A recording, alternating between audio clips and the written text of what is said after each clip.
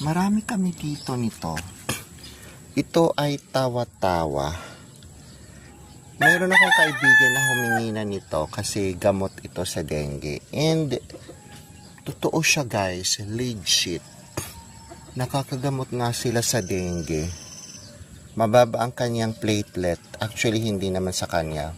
Tita niya yata yon. So, nag-volunteer ako. Sabi ko, marami kaming ganyan tawa-tawa sa amin. Tapos, ayun, binigyan namin. Tapos, humingi pa nga sila ng, itatanim.